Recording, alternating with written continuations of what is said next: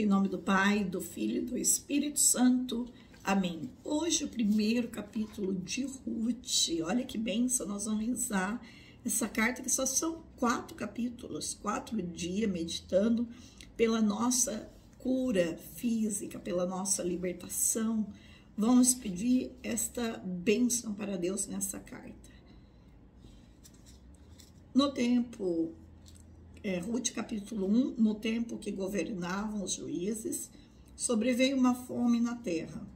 Um homem partiu de Belém, de Judá, com sua mulher e seus 2 filhos, e no morar aos campos de Moabe. Chamava-se Elimeleque e sua mulher Noemi. Seus 2 filhos chamavam-se Maalon e Quelion. Eram afrateus de Belém, de Judá. Chegados à terra de Moabe, estabeleceram-se ali. Elimeleque, marido de Noemi, morreu, deixando com seus 2 filhos. Estes casaram com mulheres moabitas, chamadas uma Orfa e outra Ruth.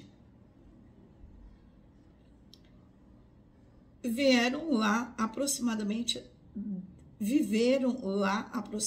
10 anos. Maalon e Quelion morreram, ficando Noemi só, sem seus 2 filhos e sem seu marido.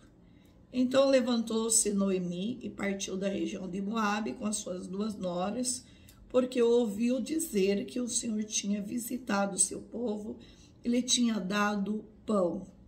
Deixou, pois, aquele lugar onde habitara com suas 2 noras e pôs-se a caminho de volta para a terra de Judá. Ide, voltai para a casa de vossa mãe, disse ela às suas noras. O Senhor use convosco de misericórdia, como vós usastes com os que morreram, e comigo. Que ele vos conceda paz em vossos lares, cada uma em casa de seu marido, e beijou-as. Elas puseram-se a chorar. Não iremos contigo para o teu povo, disseram elas.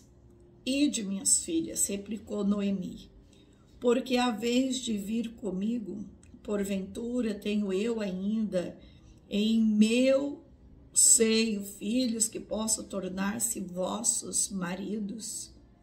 Voltai, minhas filhas, porque já estou demasiado velha para casar-me de novo. E ainda que eu tivesse alguma esperança e que esta noite mesmo me fosse dado o teu marido e viesse a gerar filhos, havereis de esperá-los crescer sem vos casardes de novo, até que se tornassem grandes. Não, minhas filhas, minha dor é muito maior do que a vossa, porque a mão do Senhor pesou sobre mim. Então elas desataram de novo a chorar. Orfa beijou a sua sogra, porém Ruth não quis separar-se dela. Eis que tua cunhada voltou para o seu povo e para os seus deuses. Disse-lhe Noemi, vai com ela, não insistais comigo. Respondeu Ruth, para que eu deixe e vá longe de ti. Aonde fores, eu irei. Onde habitares, eu habitarei. O teu povo é o meu povo, e o teu Deus é o meu Deus. Na terra em que morreres, quero também eu morrer, e aí ser sepultada. O Senhor trata-me com todo rigor, se outra coisa a não ser a morte me separar de ti. Ante tal resolução, Noemi não insistiu mais. Seguiram juntas o seu caminho até Belém. Aí chegando, comoveu-se toda a cidade e as mulheres diziam, eis aí Noemi. Não me chameis mais Noemi, replicou ela, mas chamai-me Mara, porque o Todo-Poderoso me encheu de amargura. Parti com as mãos cheias e o Senhor fez-me voltar com as mãos vazias. Por que me chamas, Noemi, se o Senhor se declarou contra mim e o Onipotente me inundou de aflição? Foi assim que voltaram dos campos de Moabe, Noemi, sua nora, Ruth e a Moabita. Chegaram a Belém quando começaram a colheita da cevada. Palavra do Senhor. Graças a Deus. As relações amigáveis com outros povos eram desencorajadas. Deuteronômio 23, do 3 a 6. Mas talvez não proibidas, desde que vivesse fora de Canaã. Casar-se com um estrangeiro e os que viviam dentro das fronteiras da terra prometida, porém era contra a lei de Deus. Deuteronômio 7, de 1 a 4. Os moabitas não tinham permissão para adorar no tabernáculo, porque não permitia que os israelitas passassem pela sua terra durante o êxodo do Egito. Como nação escolhida de Deus, Israel deveria ter fixado altos padrões morais de vida para as outras nações. Ironicamente, foi Ruth, uma moabita, quem o Senhor usou como exemplo de caráter espiritual genuíno. Isto demonstra quão fria havia se tornado a vida em Israel durante aqueles dias. Quase não havia situação pior que a viuvez para as mulheres no mundo antigo. As pessoas se aproveitavam deles ou a ignoravam. Quase sempre estavam fadadas à pobreza. No entanto, a lei de Deus mandava que, perante o mais próximo do falecido marido, cuidasse da viúva. Noemi não possuía parentes em Moabe e não sabia se havia parentes vivos em Israel. Mesmo angustiada, Noemi teve uma atitude generosa.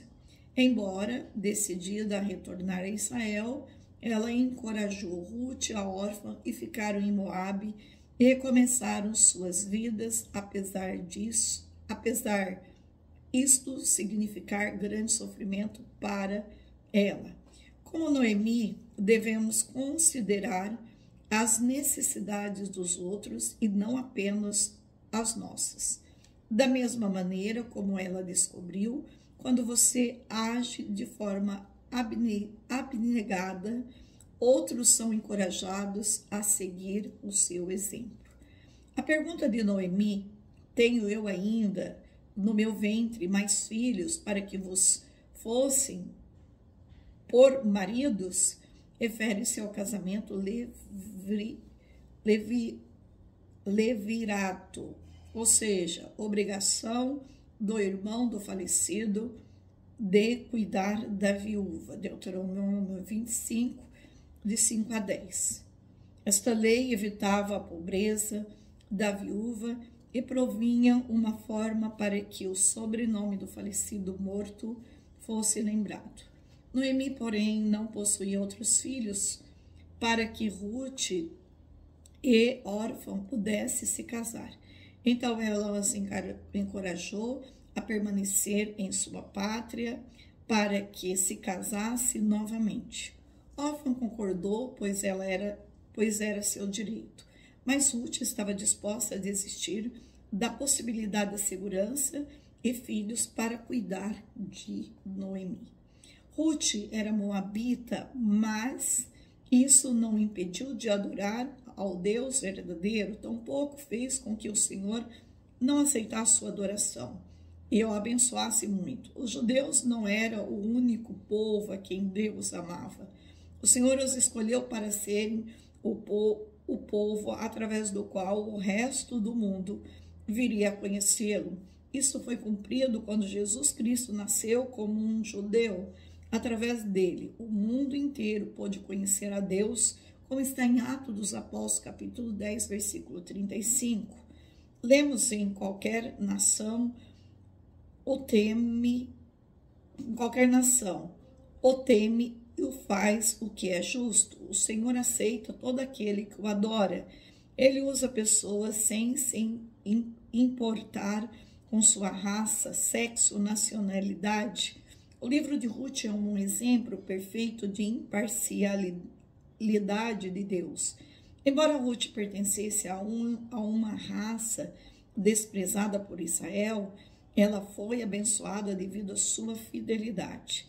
Ela se tornou a bisavó do rei Davi e um ancestral de Jesus Cristo. Ninguém deve se sentir desqualificado sem servir ao Senhor pela sua raça, sexo ou nacionalidade.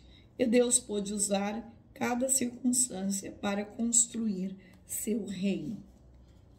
Noemi enfrentou diversas dificuldades.